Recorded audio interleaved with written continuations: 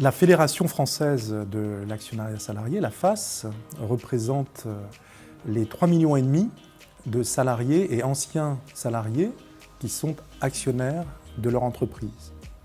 Depuis bientôt 30 ans, nous expliquons inlassablement au pouvoir public, à nos entreprises, à nos salariés, pourquoi il est important que les salariés deviennent actionnaires de l'entreprise dans laquelle ils travaillent. Depuis 5 ans, depuis 2017, nous affichons avec force un objectif clair et ambitieux, atteindre 10% du capital des entreprises détenues par les salariés à l'horizon 2030. Les bénéfices, nous les connaissons, ils sont forts. Ils sont forts pour les entreprises elles-mêmes, en termes de motivation, de cohésion sociale, en termes de fidélisation, d'attractivité de l'entreprise. Ils sont bien évidemment importants pour les salariés eux-mêmes qui, sur une période longue, peuvent se constituer un patrimoine financier lorsque l'entreprise prospère. Et je dirais aussi pour l'État qui voit se constituer un bloc d'actionnaires stables avec les salariés qui, sur le long terme, permet de renforcer les fonds propres de nos entreprises de manière pérenne.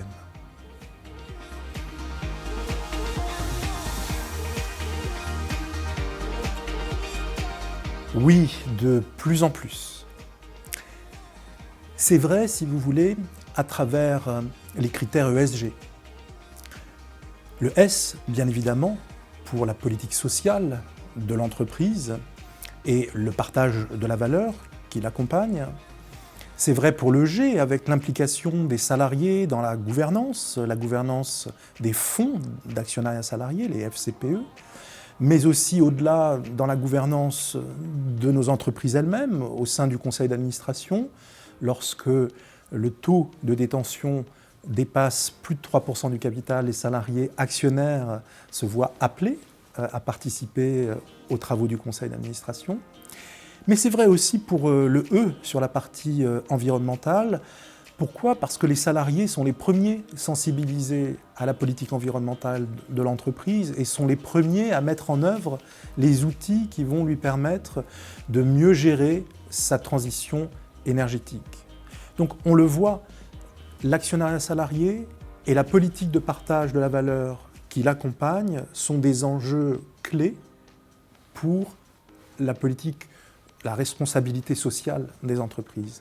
Et d'ailleurs, certaines des entreprises que nous avons primées, vous le verrez, ont placé l'actionnariat salarié et le partage de la valeur comme un des piliers de leur manifeste RSE.